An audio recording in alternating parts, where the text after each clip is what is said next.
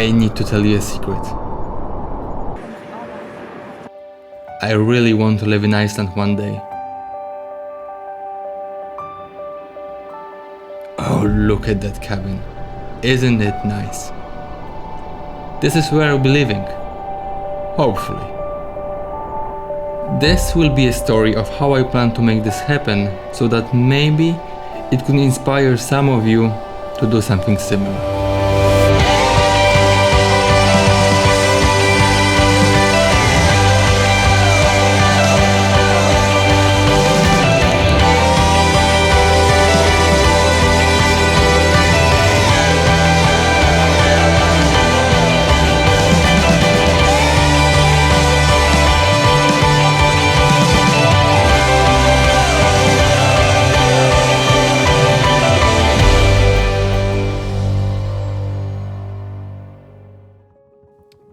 Hi, my name is Conrad and this is Architect Reflects channel.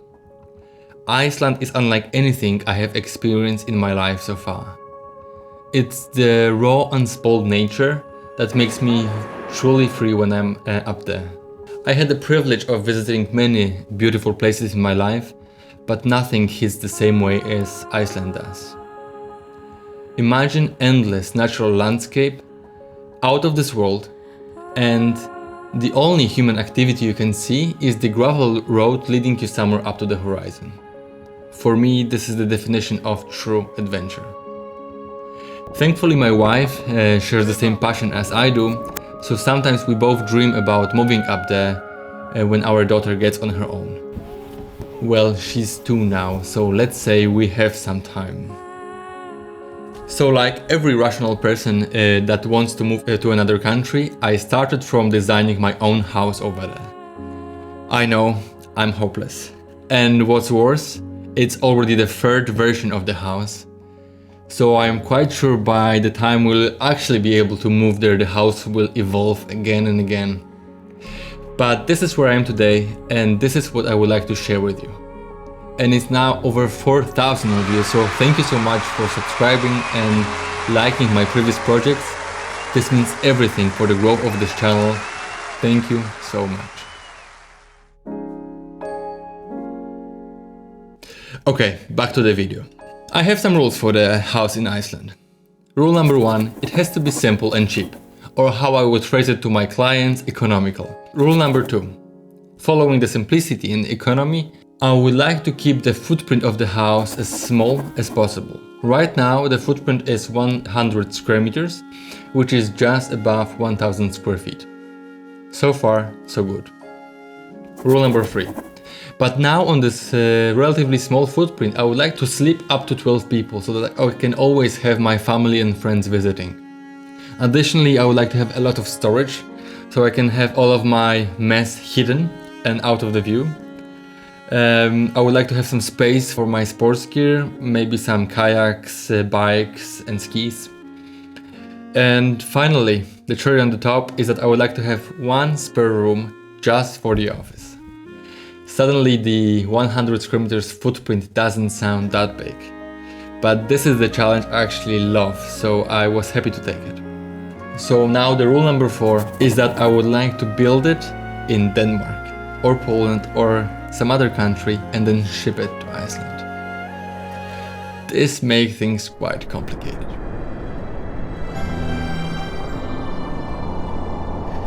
You see, building a house is complicated. Building a house in the middle of nowhere and being in the mercy of Icelandic weather is just another level of complexity and cost. Even a simple house like this consists of thousands of elements that needs to be put together like a huge puzzle. All of it must be done with precision and ideally in dry conditions. Now imagine miscalculating any material quantity or forgetting a tool. You cannot just drive to the nearest store for a backup. For all of those reasons, I quickly understood that prefabrication will most likely be the only viable option. In Denmark, the majority of new buildings are being prefabricated to some extent. Regardless if it's concrete, steel or wooden building, we want to make sure that they are being built in a controlled dry environment that maximizes the efficiency and quality while minimizing the waste of both materials and human time. The idea of prefabrication is nothing new, but in order to design a successful prefab building, we must follow some principles. Principle number 1. Level of prefabrication. First, you must specify the level of prefabrication that is optimal to your building. You can either design full parts of the building called modules and then transport them to the site, or go for something smaller like panels that are much easier to transport. In my case, whatever I did, I knew that it will have to fit into a standard 40 feet container, which will make the transportation of the house much cheaper and easier. But on the other hand, this will also limit me because everything I design will have to be able to fit into a standard open-top 40 feet container. Principle number 2, repetition. In a successful prefab house, you would like to have as much repetition as possible to minimize the risk of any mistakes. In my case, the house consists of 8 similar sections.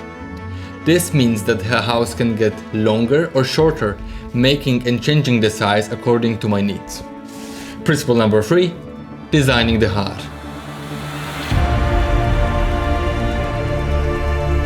I always want to concentrate all of the installations as close together as possible and therefore simplify the rest of the house. Installations require cooperation of many different specialists, so my goal was to fit all of them in a single module that, just like the engine in the car, can be put into the house and provide all necessary utilities.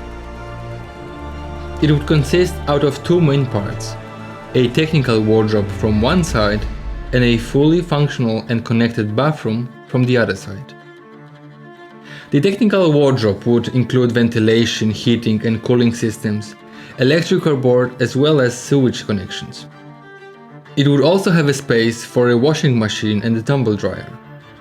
The side of the module would already come with all necessary connections to install a fully equipped kitchen. When you have a house prefabricated in a factory, it is sometimes being pre-assembled before the shipping to make sure all of the parts fit well together.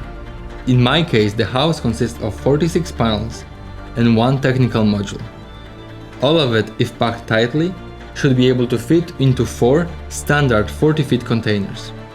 The only thing that must be prepared on site are the point foundations and utility connections. The house is now ready to be shipped and the only thing left is to assemble it on site. All of the panels are relatively small and a typical portable crane should be enough to move all of the panels. The assembly should take no longer than a day or 2, and then we are ready to put all of the finishes inside while being fully protected from the weather.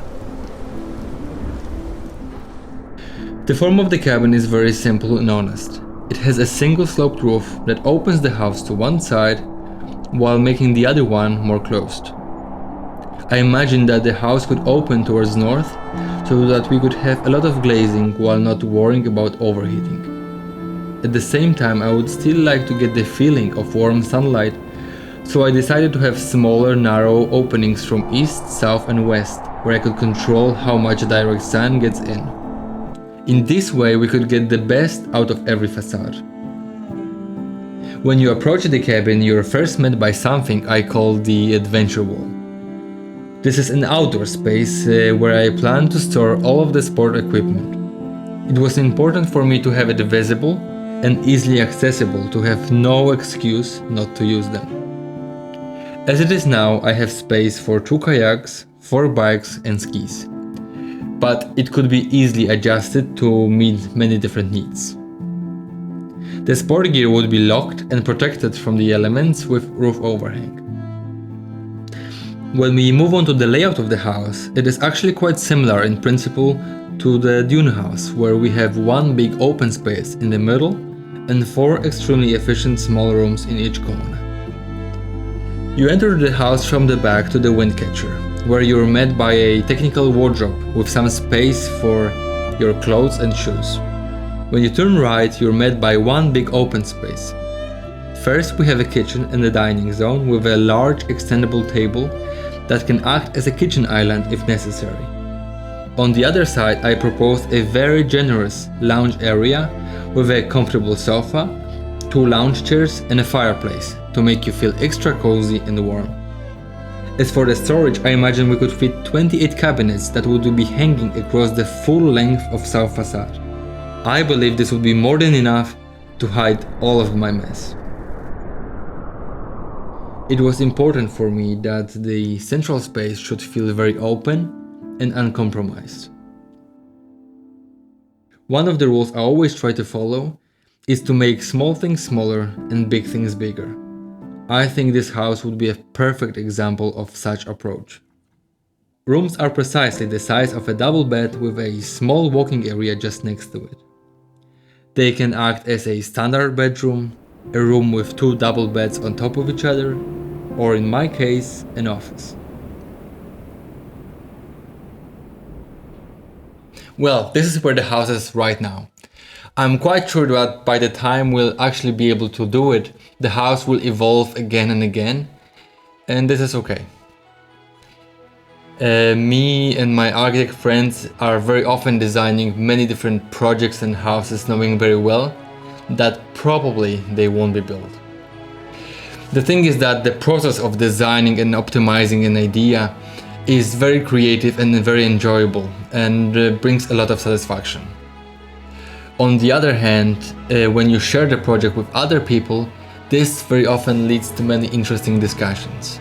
This means that either directly or indirectly, these ideas will eventually find their way into the projects that we do every day. This is definitely not the last version of this project, but hopefully with your input, we could make it even better. Now when you know the project inside out, let's have one more look at Icelandic cabin designed by Architect Reflex channel. See you in the next one.